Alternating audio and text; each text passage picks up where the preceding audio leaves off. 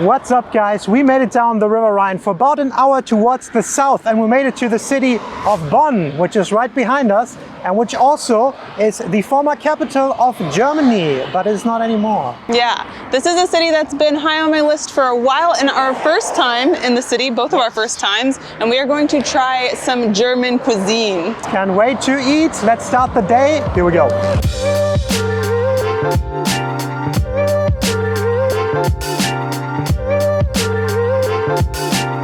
First impression of the city, so many bikes. Like, it feels like a student town, or it was made for biking, because I mean, young and old, we're all biking around here. Dutch?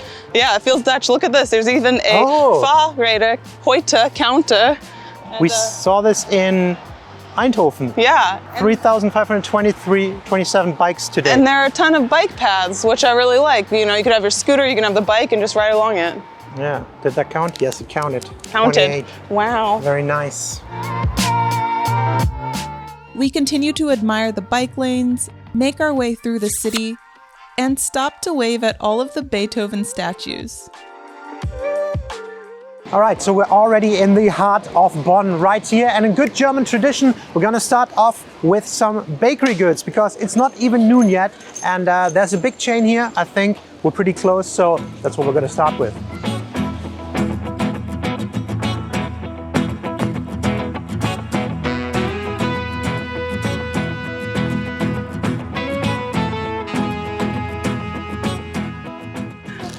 All right, we got some goods from Bäckerei Vogt, which is apparently a local chain here in Bonn. It started here and has quite the amount of locations now. It started in a smaller town in between Cologne and Bonn, but they have a ton of locations now in this area, so we decided to pick up some goods. Yeah, a lot of these bakeries expand, and then have like a lot of locations. Like in Düsseldorf, we have Terbuiken, which I always find funny, and here's Vogt, and they have it everywhere. Yeah, they tend to just be regional though. Like we couldn't get this in a different area, so.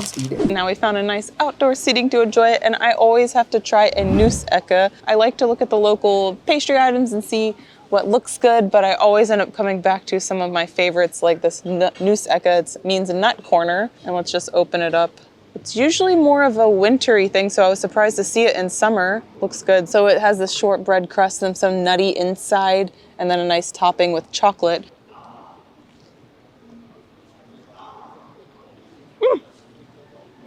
And we're spilling, as usual, a little bit of chocolate crumbs on a pink shirt. So always good. This is, I think, one of my favorite bakery items. You can see the almonds here, and it has a hint of cinnamon flavor with the nice layers, so it's like nut, and then the cake, it's just so good. I freaking love these. These are my favorite. If you come to Germany, definitely try this and let me know what you think. If you like nuts, you know, if you're into nuts and chocolate, which I really am into nuts and chocolate. Yeah, my grandma already made those when I was like a tiny boy, a wee little man. And wee little man. Yeah, and we always went to visit her, and she had those, and I was hoping, I hope she made Nussecken, and she did often. So super classic thing. I think the next step was a recipe. I want to try it. I think I've eaten enough to know what's a good one. So this winter I'm trying it. The problem with me baking, if I bake something, I eat the entire set.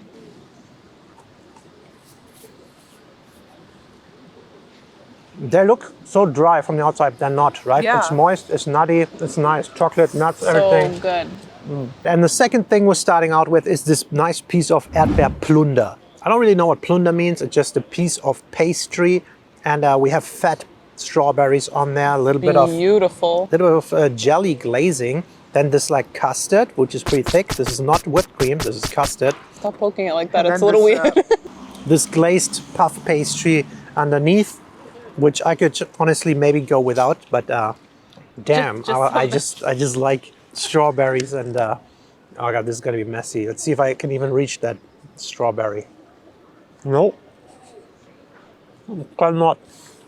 Dude, it's so much fresher than you think. This bread is so sweet. It's so dense. This thing is heavy. This weighs a pound. Dude,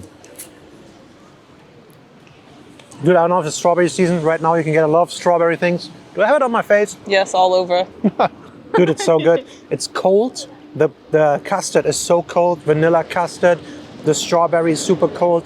And then this heavy thing. This is just very heavy, but also very refreshing at the same time. A very summery snack pastry to start the day off. Oh my gosh, that's huge. Mmm. Holy smokes. Dude, that's so good. Right? It is cold, and there's this vanilla pudding in there that I don't even think you got to yet. Yeah. That is nice with the cream. Ooh, this is really good.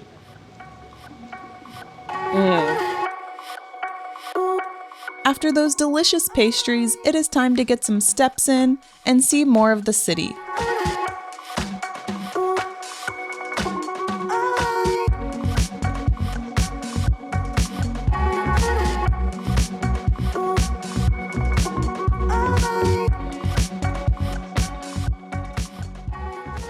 What's up? Walking through the city, first impressions, some of it's really beautiful. Like, I love the aesthetics and the details on some of the buildings, and then some of them feel like they were built post-World War II bombing. They're just very standard buildings. Yeah, Exhibit A, nice church. The Minster of Bonn looks very good. And over there, you have the Galeria Kaufhof building, which, a little mediocre. Could be better, but some of them are really nice. Bonn is historic for several reasons, one of them being the birthplace of Ludwig van Beethoven. In the city, there is the Beethoven House that is a memorial and a museum in the house he was born in. All right, so behind me, apparently that is where Ludwig van Beethoven was born. That's his house, and I think he lived like the first 20 or 21 years in Bonn, so he's from here. And then he went to Vienna. To Vienna, yeah, good choice to go to Vienna. There's a museum in there. It's 12 euro entrance fee. We don't know if it's worth it. We're not allowed to go in with backpacks, cameras. I don't want to lock it up. There's also big lines, so we're not doing it. A few moments later. Remember that comment Phil just made about not going in? We're going in. So we ended up getting tickets and we're gonna go into the Beethoven house. Forcing Phil to see a museum. Getting inspired, Music. acquiring the same musical abilities. Yes, I wanna be a pianist when I grow up. As we walk through this house, admiring the great musical works Beethoven accomplished in his 56 years of life, we are inspired with some home decorating ideas. That is the classic photo of Beethoven I think of. Yeah, I just love these old pictures, these paintings. They're kind of creepy, but there's something majestic and epic to it, isn't it? I want a painting of that. Let's do it with sumo. Perfect. Home decorating aside, it was fascinating to go through the life and work of someone so influential during his time, but also still today. You can listen to some of his masterpieces. We Googled his most famous is Symphony No. 5, and I feel like that is the classic one you hear when you think of Beethoven, right? Yeah. It's like angry, but also like whimsical, but yeah. Was it 5 or 6? Number 5. Number 5. I covered it later, called it Mambo No. 5.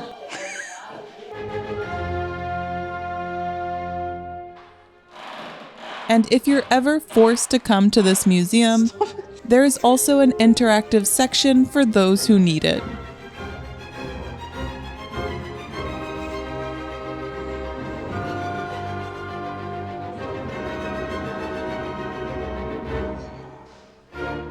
So that is it, the yellow one. We just stepped into the courtyard, and it's a very nice inner backyard here. Dun, dun, dun, dun. A lot of standard houses around, like people living there, Dun, dun, dun, dun. paying normal rent. Dun, dun, dun. Wow, creepy statue of him there too. I need that too, kind of cool. All right, Beethoven House, what do you think? Worth it? Pretty good. I wish we had headphones to listen to audio while going through. But it was interesting. Would I do it again? Probably not. Was it worth it? Yeah, one time. Yeah, Good. once, right? Yeah. You can say that? You've been there. Been there, done that. Now I gotta listen to some Beethoven on the way home. No. Now we gotta eat some food. Our next stop doesn't take us very far, only a few streets over, and it's time for lunch. All right, so for lunch we came to this place called Gasthaus im Stiefel, which loosely translates to the Boots Inn, or like the restaurant in the boot. And we have 2 more German main dishes that we're gonna eat here, and mine is this one. Yeah, it looks so good. It's the meal of the day. Yeah, it's kind of the meal of the day. This is a rump steak. They said about 200 gram. I don't know how many ounces are, 8 or something, 10, I don't know. It comes with fries, which is very common side for schnitzel or steak in Germany. These are like skin-on fries. There's some salt in it. They look fresh. Yeah, and I'm just gonna, I think, they look fairly oily. That actually comes from the steak. I think I'm gonna dump it. Why? Now they're gonna be soggy. Like a little space. They come in this nice little basket. I wonder, they probably deep fry it right in here. We got ketchup and mayonnaise on the side, and we ordered this medium. Comes with garlic butter. This is very normal as well, herbal butter. And I'm just gonna give it a cut here and see if it's actually medium. Yeah, looks pretty good. Say medium well. So, I don't know, steakhouses, they're pretty common in Germany, but it's not a thing that a lot of Germans go to often, I would say. I think the schnitzel is more popular, but this is obviously a beef steak. It's not breaded, and this is a good piece. Nice garlic butter on it. I'm just gonna give it a try. Yeah. Dude, it looks pretty good, and I can smell it. Dude, it's so good. I don't want to be too quick with my judgment, but I think that's one of the best steaks I've had, especially in Germany. We had some good ones abroad, but this is super soft. Like, it's a slight sear on the outside here, as you can see here, slight and brown, but it's super spongy still. I think it's cooked pretty perfect as a medium one. Slightly pink in the middle, and then with the garlic butter. Garlic butter on meat is just so good, man. Yeah. Das ist Kräuterbutter. That means it's herbal butter, not necessarily Knoblauchbutter. We'll give these fries a try. Skin on fries, as you can see there.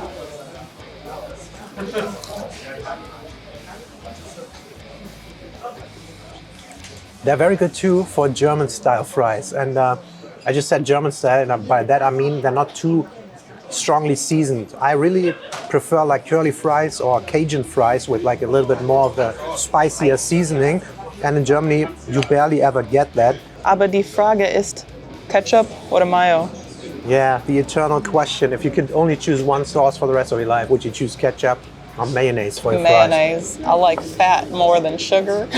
I like ketchup, but mayonnaise is growing on me for the last decade or so. Dude, it's impossible to decide. All right, I'm gonna try this rump steak. It looks very good, and I've eaten probably more beef steak than Phil has in his life. I think definitely Phil eats cheaply. Also, I think just growing up in the US, you have way more beef steak in general than in Germany. That's true, and beef is kind of cheaper in the US. Yeah. But damn, this one. See what the expert says. What do you think? Whoa, that's pretty good. I think I like mine a little rarer, like a little more rare. But damn, I feel like that's a good price license for Heldness, right? It's 15 euros for this. 13.90. 13.90, so 14 euros for this. Very pleasantly surprised. So I have a lighter dish, and it's a little more classic to this region because they have a different word. I call them Kartoffelpuffes, which is like potato pancakes, but they say Reivekuch? I don't know. Yeah, it's Reibekuchen, it's potato pancakes. So we have the potato pancakes, which they labeled as Bonn's favorite potato dish, and then smoked salmon on the side with this lovely Kräuter sauce. I really want to try the potato pancake first, so let's give that a try. They look nice. Look at them, beautifully done. You have the sour cream too, right? Yeah. So let's put some of the sour cream. So you can see the layers of shredded potato. We have the sour cream topping. A lot of people have this with Apfelmus or applesauce, but I personally prefer the sour cream.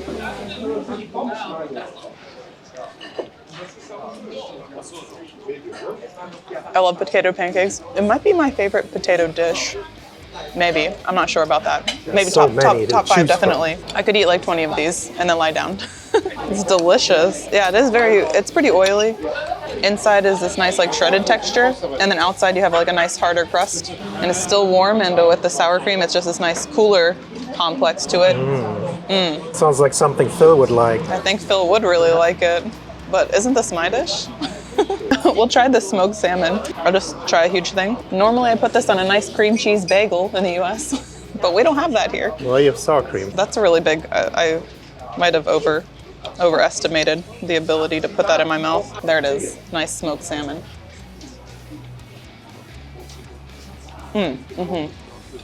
But I do feel like I need bread or something with that. Well, you have potatoes and lettuce salad with it. Oh, here we Put some go. sour cream on. There you go. There now we we're go. getting somewhere. That is a bite if I've ever seen one. I don't know if I could fit that in my mouth. Go for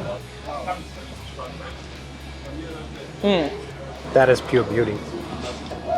And a very big bite. All right, quick try for me. The potato pancakes. I don't know how they say it in the Rhine area here. Rievekuchen or something. Say it one more time. Rievekuchen?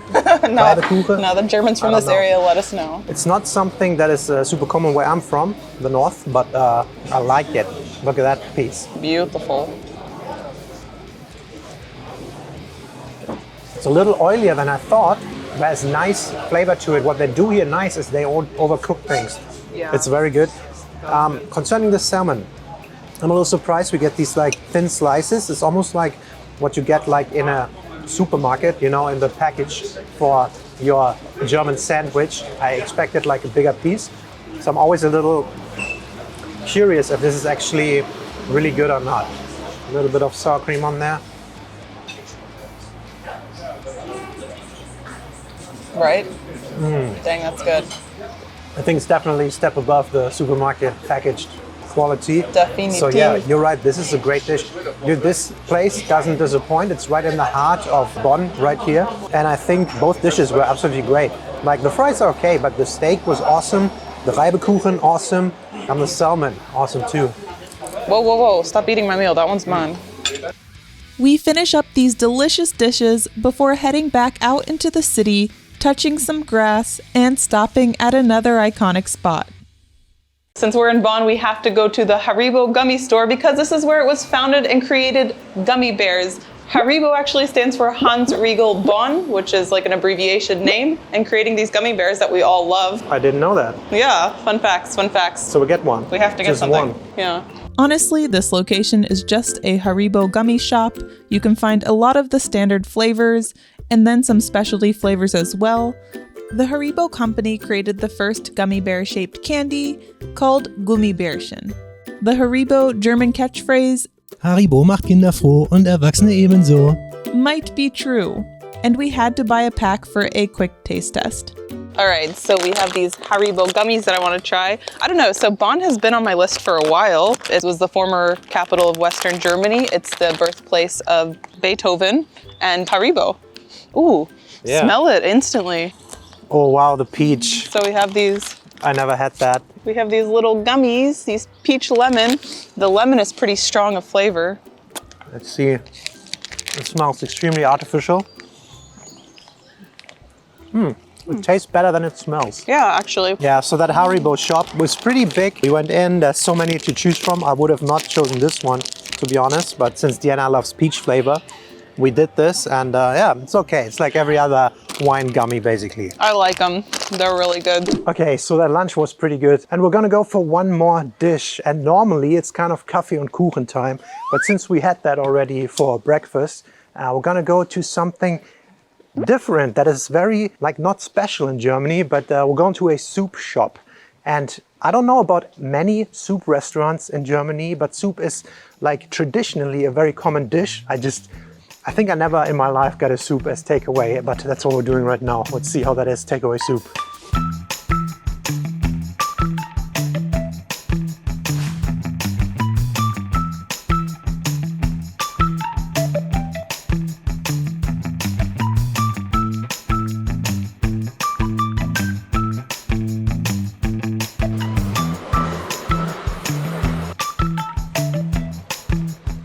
All right, so we went to a soup shop, and when I looked online, it showed a lot of these like Kartoffelsoups and like lentil soups that are really popular in Germany. They have a soup of the day and they switch it out daily. It seems like they have a vegetarian and a meat version. We went for the meat version, which is this Balkan soup with a lot of vegetables. It looks like some meat chunks. I see peppers, I see green beans, I see a lot of rice in there. It looks like a very hearty soup. So it's not a very German option. It's from the Balkan. Yeah. It's very common to have here. Yeah. It's just not of German origin. You know, even though it's midsummer, it's been cold for the past 2 days, and I just really was craving some soup, so here we go. It smells so nice Yeah. and flavorful. Very hearty. Also, the place was called Kostbar. Oh yeah. Wow, this is such a hearty soup. Oh, it's so good. Dang, this is what I crave in wintertime, but I guess in summertime too. I can eat soup anytime. If it's like 30 plus degrees, I can eat soup. I got a question. Is the soup hot? Yeah. Because that's a very funny way to hold it. It's you very seem like hot. you're struggling. Well, it's pretty hot, but we also got bread. A nice baguette option. And the best part of any bread, dipping it in there. Here we go. That's how you eat bread with soup. This is actually a pretty good portion. I would say this is 700-800 milliliters, maybe even 1 liter. Pretty big, it's pretty heavy. And it's more of a stew, to be honest, right? Yeah. Because look how thick it is. There's rice in there and all these herbals and vegetables.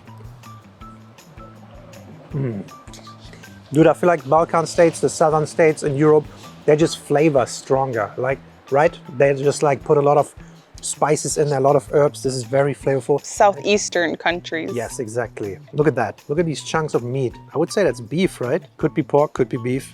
I guess pork. I think this is my first takeaway soup ever, stew. I love it. I think this is great. If you eat that, you're definitely full. Good price-performance ratio, good bang for your buck. It's a good way to end the day. You've had Asian takeaway soup before. That's true, pho. All right, so that was our food tour here in Bonn in Germany, and there was a lot of good things to try. Some very German dishes, a couple that were not that German, but overall pretty good experience. As always, thank you so much for watching. We're gonna get off of these train tracks ASAP. We'll see you next time. Bye-bye.